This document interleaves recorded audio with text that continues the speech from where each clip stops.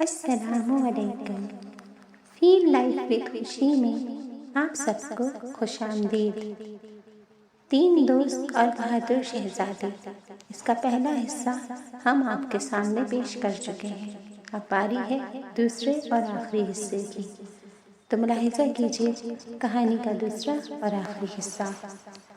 تو پھر ایک راستہ ہے اس مصیبت سے نجات کا، شہزادی نے کہا۔ وہ کیا؟ ان دوستوں نے پوچھا۔ یہی کہ آپ میں سے کوئی ایک میرے ساتھ چلے، لیکن شہزادی بن کر، اور میں یہ اعلان کروں گی کہ میں اس شہزادی کو پسند کرتی ہوں اور اسی سے شادی کروں گی۔ یہ خیال سن کر وہ تینوں مسکرا اٹھے۔ محل میں تقریب شروع ہو چکی تھی۔ پڑوس ریاست کا بادشاہ اور اس کی بیٹی بھی تقریب میں شرکت کے لیے آ چکے تھے۔ وہ دونوں بے حد خوش تھے۔ وہ جانتے تھے کہ شہزادے کے پاس ان کی بات ماننے کے علاوہ اور کوئی راستہ نہیں ہے، اور اس طرح سے یہ ریاست بھی ان کی ہو جائے گی۔ سب لوگ شہزادے کی آمد کے منتظر تھے کہ اچانک شہزادہ ایک شہزادی کا محل کے ہال میں داخل ہوا۔ ہال میں موجود تمام لوگ حیران رہ گئے۔ شہزادہ شہزادی کو لے کر اپنی مسند پر آیا اور اپنی رعایا سے مخاطب ہوا۔ میں نے کہا تھا کہ آج آپ سب کو اپنی شہزادی سے ملواؤں گا۔ یہ ہے میری شہزادی، شہزادی فارینہ۔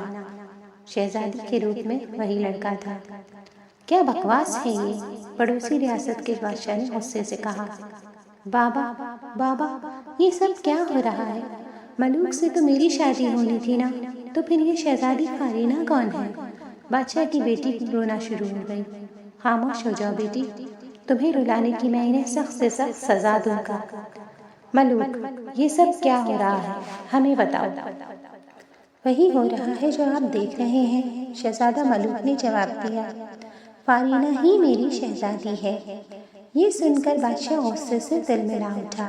چلو بیٹی، اب ہماری یہاں کوئی جگہ نہیں، اور تم ملوک اپنی بربادی کے لیے تیار ہو جاؤ۔ اب میں تمہاری ریاست پر قبضہ کر کے رہوں گا۔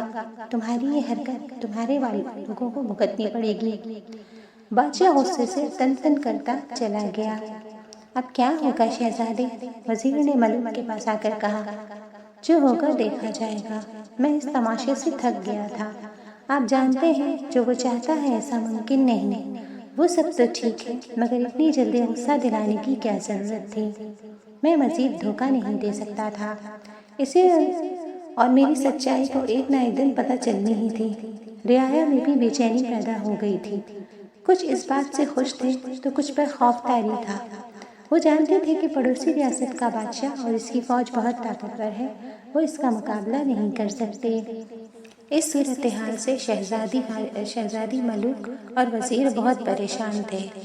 آخر ان دوستوں نے شہزادی کی مدد کرنے کا سوچا اور کہا کہ کیوں نہ ہم اپنے بادشاہ کو ساری بات بتائیں، وہ یقیناً شہزادی کی مدد ضرور کریں گے۔ اور ہاں، یہ بات ہمارے دماغ میں کیوں نہیں آئی، ہمارے بادشاہ تو بہت اچھے اور رحم دل ہیں۔ تو ٹھیک ہے، پھر ہم کل ہی روانہ ہوتے ہیں اور انہیں بادشاہ سلامت تک شہزادی کا پیغام پہنچاتے ہیں۔ دوسری طرف دوسری ریاست کا بادشاہ شہزادہ ملوک کے انکار کے بعد غصے سے تلملا رہا تھا۔ سپہ سالار کو فوراً بلاؤ، اس نے اپنے وزیر کو حکم دیا۔ جیسا آپ کہیں بادشاہ سلامت۔ سپہ سالار حاضر ہو گیا۔ فوراً سے تیاری کرو، ہمیں جنگ کرنی ہے۔ میں اب اس ملوک کو چھوڑوں گا نہیں، اس کی ریاست کو اپنے قبضے میں لوں گا اور اس کا سر محل کے بیچوں بیچ لٹکاؤں گا۔ بادشاہ اپنے غرور میں بہت بڑی بڑی باتیں کر رہا تھا، لیکن وہ یہ نہیں جانتا تھا کہ غرور اللہ پاک کو پسند نہیں۔ دوسری صبح وہ تینوں دوست شہزادی کا خط لے کر اپنی ریاست روانہ ہو گئے۔ بہت مشکلوں سے انہیں بادشاہ تک رسائی حاصل کی۔ بادشاہ فارس کو جب یہ سب حقیقت معلوم ہوئی تو اس رحم دل بادشاہ نے شہزادی ملوک کی مدد کرنے کا فیصلہ کر لیا۔ در حقیقت وہ شہزادی کی بہادری سے بہت متاثر ہوا تھا کہ ایک لڑکی اکیلے اپنی ریاست کو سنبھال رہی ہے اور اپنے لوگوں کی خاطر قربانی دے رہی ہے۔ پھر وہ وقت بھی آ گیا کہ شہزادی ملوک اور پڑوسی ریاست کے بادشاہ کی فوجیں آمنے سامنے تھیں۔ شہزادی کی فوج ان کے مقابلے میں بہت کم تھی، لیکن وہ پھر بھی ہمت سے اپنے لوگوں کو حوصلہ دے رہی تھی۔ کہ اچانک بادشاہ فارس کی فوج ان کی مدد کو آ پہنچی۔ حاسد بادشاہ نے جب یہ دیکھا کہ ایک اور بڑی ریاست کی فوج ان کی مدد کرنے پہنچ چکی ہے تو اس نے اپنے سپاہیوں کو واپسی کا حکم دیا اور بالآخر دم دبا کر بھاگ گیا۔ جنگ ختم ہو گئی تھی۔ رعایا بہت خوش تھی۔ ہر طرف شہزادہ ملوک اور بادشاہ فارس کی تعریفیں ہو رہی تھیں۔ شہزادہ ملوک نے بادشاہ فارس کو اپنے محل میں آنے کی دعوت دی۔ بادشاہ فارس نے شہزادہ ملوک سے کہا کہ وہ جانتا ہے کہ وہ ایک شہزادی ہے اور وہ چاہتا ہے کہ شہزادی اس سے شادی کر لے تاکہ دونوں ریاستوں کو مل کر دونوں سنبھال لیں۔ شہزادی ملوک پہلے ہی اس کی احسان مند تھی۔ وہ عین وقت پر مدد کے لیے بادشاہ فارس کی مشکور تھی۔ وہ جان گئی تھی کہ بادشاہ فارس حاسد بادشاہ جیسا بالکل بھی نہیں ہے اور اب واقعی اسے ریاست سنبھالنے کے لیے کسی مضبوط سہارے کی ضرورت تھی۔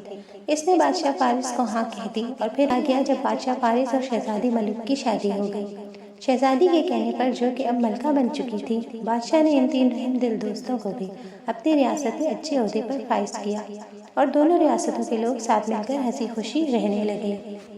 تو دوستوں، یہ ہوتا ہے انجام کسی کی مدد کرنے کا۔ شہزادی نے تینوں دوستوں کی مدد کی اور بدلے میں انہوں نے شہزادی کی مدد کی اور ایک دوسرے کی مدد سے انہوں نے اپنی زندگی سنوار لی، جبکہ حاسد بادشاہ اپنا منہ لے کر رہ گیا اور شہزادی نے کبھی یہ سوچ کر ہمت نہیں ہاری کہ وہ ایک لڑکی ہے۔ اس لیے ہمیں بھی چاہیے کہ ہمیشہ دوسروں کے کام آئے، وہ بھی بنا کسی لالچ کے۔ کہانی پسند آئی ہے تو ضرور بتائیے گا۔